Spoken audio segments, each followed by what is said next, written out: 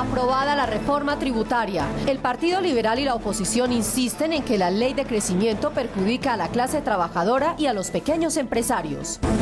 La bancada de gobierno argumenta los beneficios de la nueva ley. Con mayoría absoluta, la plenaria del Senado eliminó la casa por cárcel para condenados por corrupción.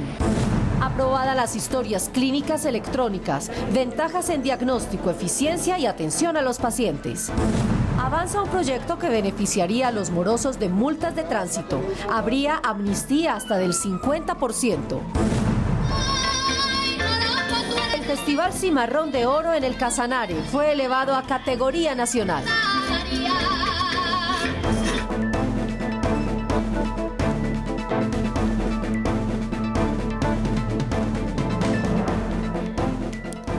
Buenas noches. Finalmente, y luego de intensos debates, el Senado de la República aprobó los 152 artículos de la nueva reforma tributaria. Así es, Carol. Desde hace unos días el Partido Liberal había anunciado su voto negativo porque sus senadores consideran que, entre otras cosas, la eliminación de impuestos a los grandes empresarios generará inequidad con la pequeña y mediana industria, convirtiéndose en un duro golpe a la clase trabajadora.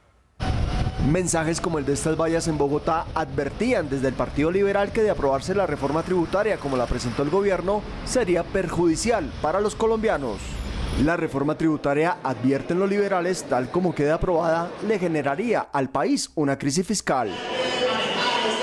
Dudan desde el partido que bajarle los impuestos a las empresas para subir en crecimiento económico sea la fórmula para hacer crecer la economía y generar empleo. Es una reforma totalmente regresiva que además obligaría, por el desfinanciamiento en que queda el Estado, en un año o en 2 años estar pensando en otra reforma tributaria que muy seguramente vendrá con el IVA a la canasta familiar.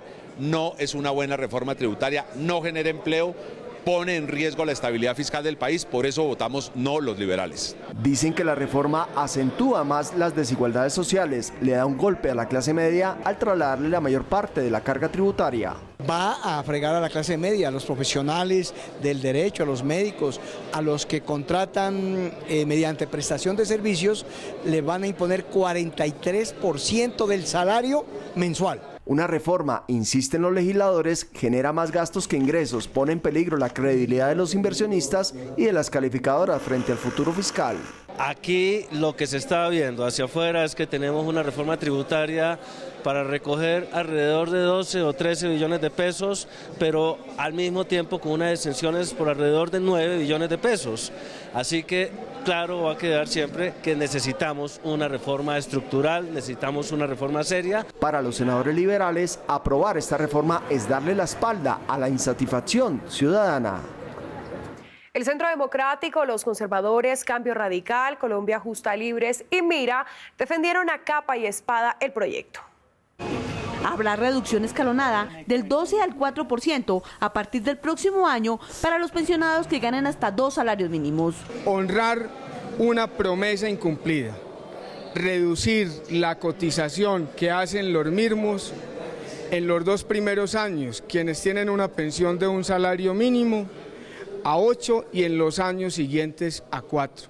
Se devolverá el 100% del IVA al 20% de la población más pobre del país. 2.800.000 hogares serán beneficiados. Importantísimo porque le va a permitir a los sectores más vulnerables de la población colombiana recibir la devolución del IVA en un promedio, como se ha informado, de 60.000 pesos mensuales. Se realizarán 3 días sin IVA al año para aliviar el bolsillo de los colombianos e incentivar el consumo. Todo lo que la gente pueda adquirir por debajo de 1.300.000 pesos que esté expuesto al IVA, pues tendrá ese beneficio de no IVA para los 3 días que reglamente obviamente el gobierno nacional. Para fortalecer el empleo, las empresas que contraten jóvenes entre 18 y 28 años de edad en su primer trabajo tendrán un descuento del 120% en renta. Y además se le va a exigir al empresario que sea a su vez un empleo nuevo para evitar que sustituya a personas que están por jóvenes. Las empresas también tendrán beneficios, podrán descontar el IVA por la compra de bienes de capital como maquinaria y reducción del impuesto de renta del 33 al 30%. Son el 97% de las empresas en Colombia son micro y pequeñas empresas. Son las más beneficiadas con la disminución de la renta corporativa al 30% y con la adquisición de bienes de capital, el IVA descontable en la renta. Fue aprobado por el Senado que quienes realicen transferencias electrónicas estarán exentos del impuesto del 4 por mil. Igualmente, a quien retire sus cesantías no se le cobrará este impuesto. Uno de los puntos que más generó controversia entre los senadores fue exentuar a la industria farmacéutica del pago de IVA a todos los insumos para la fabricación de medicamentos. Es una forma que nos permite bajar los costos de los medicamentos, ampliar la competencia y hacerlos más asequibles. También fue aprobado que los trabajadores independientes que ganen más de 136 millones de pesos al año pagarán IVA. Se bajó el IVA del 19 al 5% a las bicicletas y motos eléctricas, que cuestan menos de 1.700.000 pesos, y se eliminó el IVA para la realización de cirugías estéticas.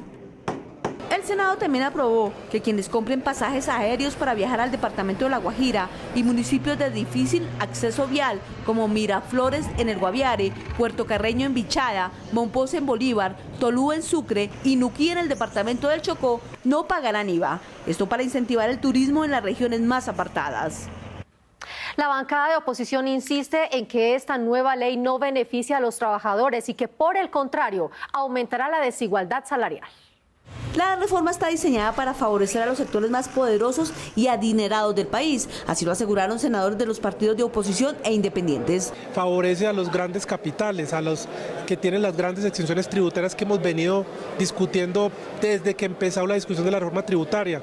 No se aceptaron las recomendaciones de la comisión de expertos, de académicos, que decían que había que revisar las exenciones tributarias. Las exenciones de impuestos a las compañías, afirman, son en exceso generosas. Aquí hay en juego una serie de decisiones que van a perjudicar a un sector muy amplio de la ciudadanía que está hoy movilizada, que ha exigido al gobierno una política distinta. Calificaron la reforma de inequitativa y regresiva. Esta reforma recauda por un lado 5.6 billones de pesos, pero por otro lado entrega en beneficios a los sectores de más ingresos 9.4 billones de pesos. Las cuentas no cuadran, afirman no hay plata para invertir en lo social, pero sí para exonerar de impuestos a los más ricos del país.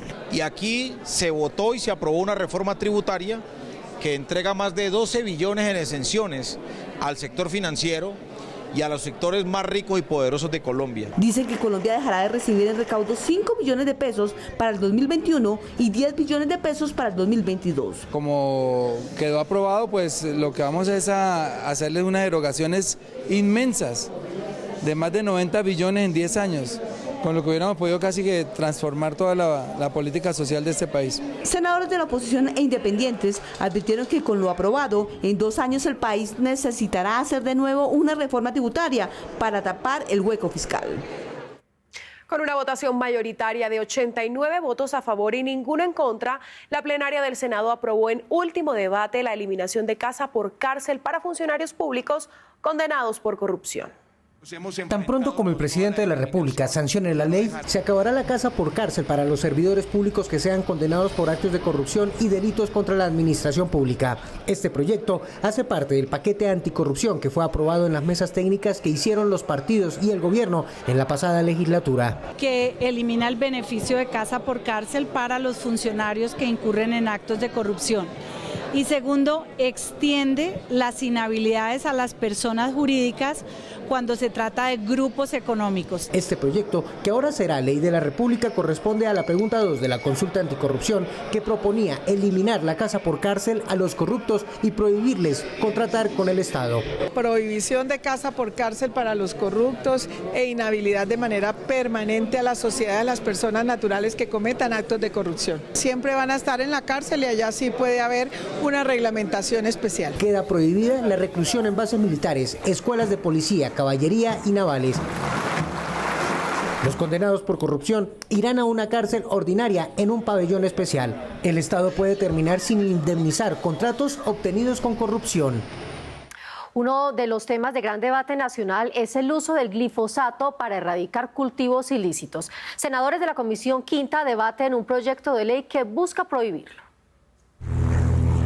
Ante la latente posibilidad de que el Consejo Nacional de Estupefacientes apruebe nuevamente la utilización del glifosato para erradicar cultivos ilícitos, senadores advierten que el uso de este herbicida causa graves daños a la salud humana. Hay investigaciones médicas a través de las cuales se ha demostrado que el glifosato es perjudicial, sobre todo para las mujeres en estado de embarazo, produce daños en la piel y bueno, por eso es que en virtud del principio de precaución, la Corte Constitucional pues había sido enfática en prohibir la fumigación con glifosato. Investigaciones realizadas hablan de la antología toxicológica del glifosato, la cual da cuenta de los graves impactos que podría causar el químico, dentro de los que están cáncer de tejido linfático, estrés oxidativo, trastornos en el sistema endocrino, trastornos en el sistema reproductivo, teratogénesis o malformaciones, hepatotoxicidad, entre otros.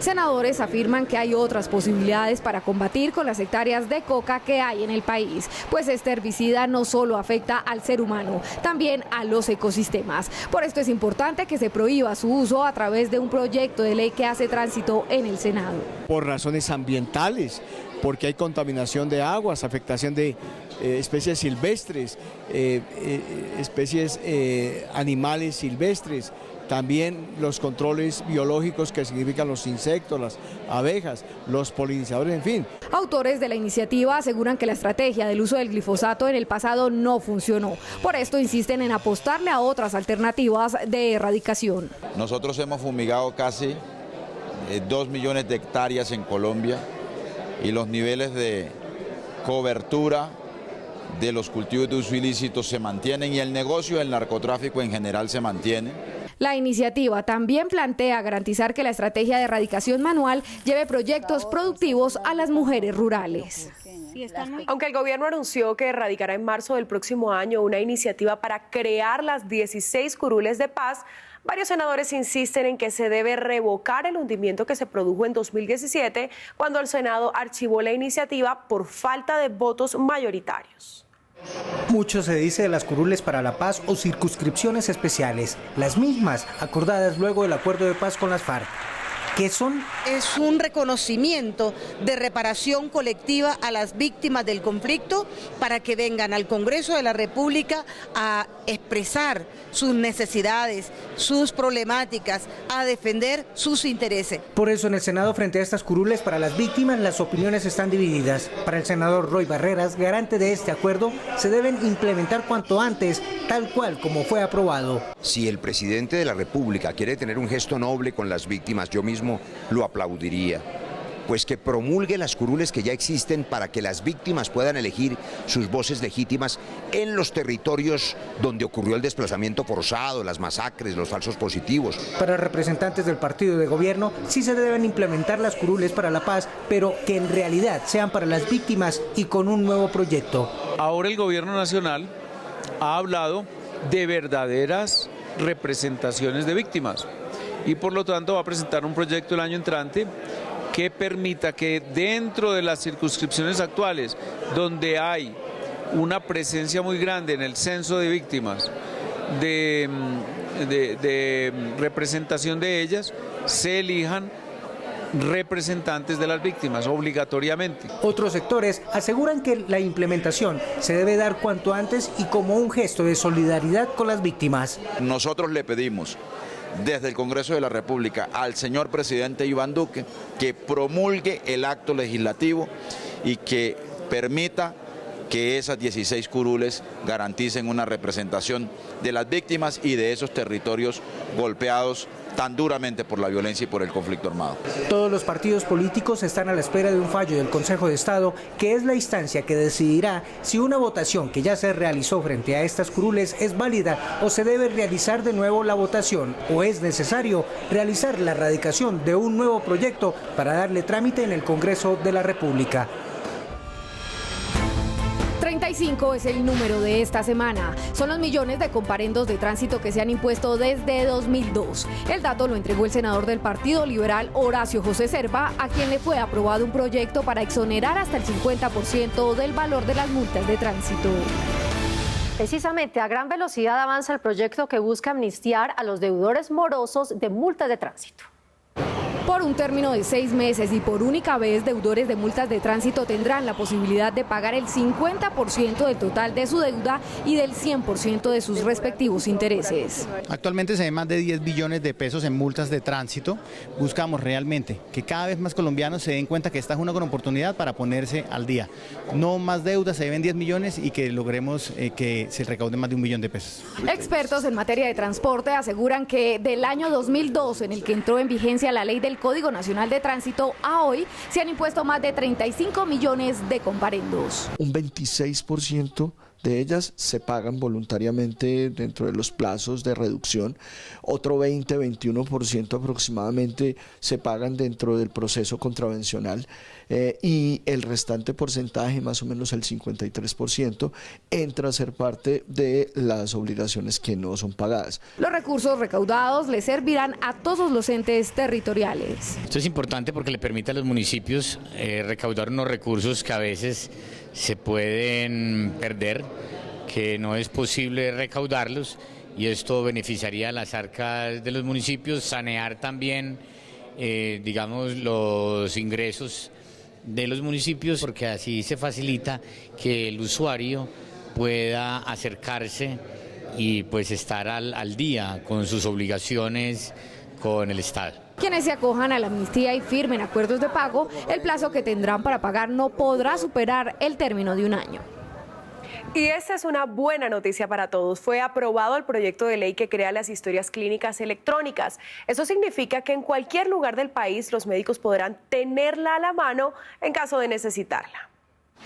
De ahora en adelante, su historia clínica puede ser consultada en cualquier región del país. Si usted como colombiano se enferma estando de viaje, en el centro médico al que asista pueden saber sus alergias, enfermedades, tratamientos médicos y todo lo necesario para atender la urgencia que lo aqueja. Permite también esta herramienta una lucha contra la corrupción, permite mejorar el sistema, ahorrar en el tema de costos cerca de un 5% lo que hoy son los costos en salud. Es una herramienta que contribuye también a evitar ese denominado pase a la muerte. Va a traer muchos beneficios este proyecto de historia clínica electrónica. La historia clínica electrónica salvará vidas, ya que evitará, por ejemplo, que como ocurre actualmente, cerca de 60 pacientes mueran cada año por ser recetados con medicinas que les generaban alergias. Esto incluso siendo ya conocido por los médicos o por el sistema de salud. Es un tema de tecnología, pero al final es consolidación de información que le trae beneficios principalmente al paciente, que va a poder revisarla y contar con ella en todo lugar donde vaya en los hospitales de Colombia. En la aprobación del proyecto quedó establecido que el pasado médico del paciente solo podrá ser revisado por este o por un profesional de la salud capacitado y que no será bajo ninguna circunstancia de público conocimiento. La Comisión de la Mujer le pidió al gobierno implementar rápidamente el decreto que pondrá en marcha el Sistema Nacional de Mujeres para orientar las acciones que permitan mayor equidad de género. El Plan Nacional de Desarrollo estableció la creación del Sistema Nacional de Mujeres. Se trata de la implementación de políticas de equidad de género y de defensa de los derechos de la mujer, desde los entes públicos y privados para que haya igualdad frente a los hombres. No hay igualdad entre hombres y mujeres acá en el país, de pronto por las circunstancias que vemos, temas laborales y pues también como lo que todavía está muy marcado en la sociedad, muchos estigmas. Para algunas mujeres sigue existiendo la desigualdad frente a los hombres, sobre todo en temas laborales. No hay igualdad en ningún concepto, no la hay porque empezando por los salarios, cuando las mujeres estamos actualmente muchas igual o más capacitadas que los hombres. Por estas situaciones, la Comisión de la Mujer analizó el proyecto de decreto que creará el Sistema Nacional de Mujeres, que permitirá cerrar las brechas entre hombres y mujeres. El Sistema Nacional de Mujeres también va a ser una herramienta clave para articular. Entonces, desde la comisión estamos enfocadas en que ese decreto reglamentario que falta para que empiece a ponerse en marcha el Sistema Nacional de Mujeres se haga pronto. Para las senadoras, este sistema debe ser la carta de navegación para lograr equidad de género en todos los estratos en el campo y la ciudad, y por esto debe representar a las mujeres de distintos sectores. No podemos admitir que haya 3 empresarias y no haya una sola organización de mujeres. Por ejemplo, la Casa de la Mujer, la Ruta del Pacífico de Mujeres. También tenemos a MUSIC, que es una organización de mujeres campesinas. ¿Cómo así que las mujeres afro ni las mujeres indígenas están representadas ahí. Insisten las congresistas que este sistema se aplicará con especial énfasis en los territorios con población afro, campesina e indígena. La Comisión de Ordenamiento Territorial del Senado le dio viabilidad a la conformación del área metropolitana Centro-Sur de Caldas, de la cual harían parte Manizales, Villa María, Palestina, Neira y Chinchiná. El área metropolitana Centro-Sur de Caldas, según lo aprobado en la Comisión de Ordenamiento Territorial, estaría conformada por los municipios de Neira, Manizales, Palestina, Chinchiná y Villa María. Al integrarse, lo que hace es impulsar el sistema asociativo en Colombia para poder aunar esfuerzos que contribuyan al desarrollo de la región en todo su frente. Creo que es un acierto histórico y que le va a dar impulso. Particularmente se está conociendo que el nuevo aeropuerto internacional va a quedar en Chinchiná. Estos 5 municipios agrupan el 64% del Producto Interno Bruto caldense, que asciende a 9 billones de pesos. Manizales y Villa María son la tercera zona más competitiva de Colombia, y traer a, naturalmente, Palestina, traer a Neira y traer a Chinchiná, pues podemos en unos años ser no solo la tercera, sino quizás la segunda zona más competitiva de Colombia, dado el enfoque turístico, el enfoque ambiental. Aseguran los senadores que con la creación del área metropolitana Centro-Sur de Caldas se podrán presentar y generar proyectos de gran impacto ante el gobierno y acceder a recursos que materialicen su desarrollo ambiental, predial y sistema integrado de transporte público. A cuidar el medio ambiente, comenzando por no arrojar basuras a los canales de agua y proteger los manglares. Este es el llamado desde el Senado a pobladores y turistas en el Caribe colombiano. Imágenes y estadísticas aterradoras sobre islotes completos de basuras y muertes de centenares de especies marítimas tienen en alerta a los municipios del Atlántico. Hemos presentado incluso un proyecto de ley que dice que Puerto Colombia podrá recibir también los beneficios de los municipios que pertenecen a Cor Magdalena, presentando proyectos, jalonando recursos para limpieza de playas. Ellos ensucian y nosotros en el Atlántico tenemos que limpiar. Autoridades ambientales afirman que igual situación afronta los municipios de Bolívar que rodean la Ciénaga de la Virgen. No saben hacer un correcto reciclaje para poder manejar las basuras y los residuos sólidos en la ciudad.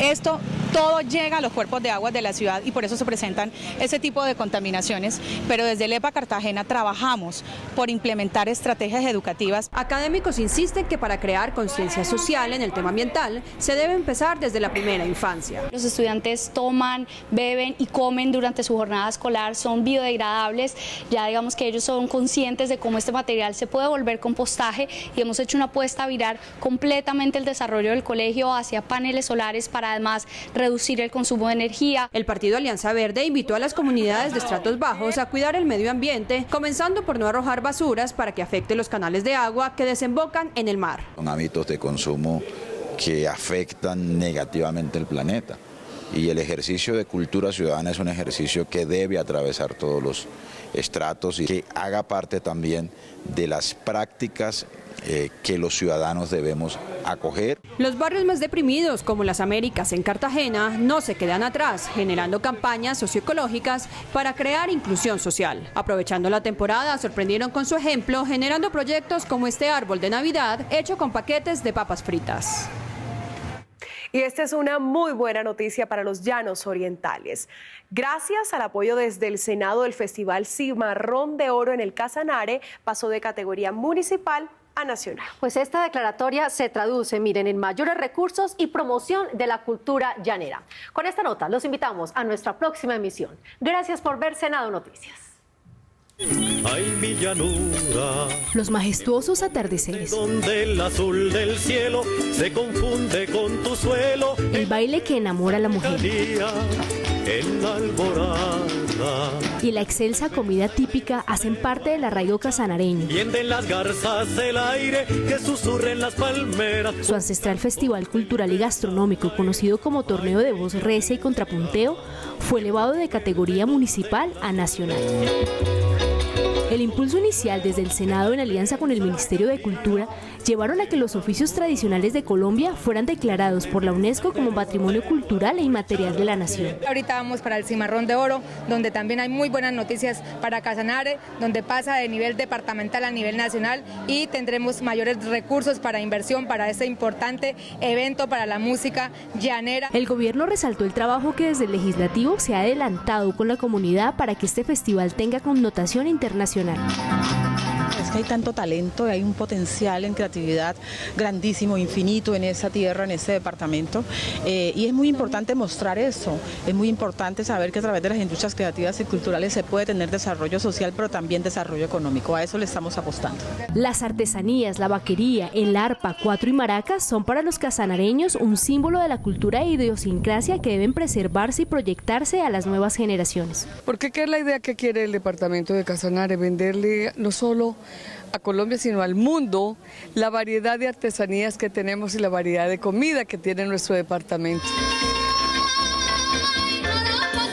La salvaguardia de la UNESCO concedida para estas manifestaciones culturales de Casanare permitirá tener suficientes recursos para preservar las tradiciones llaneras.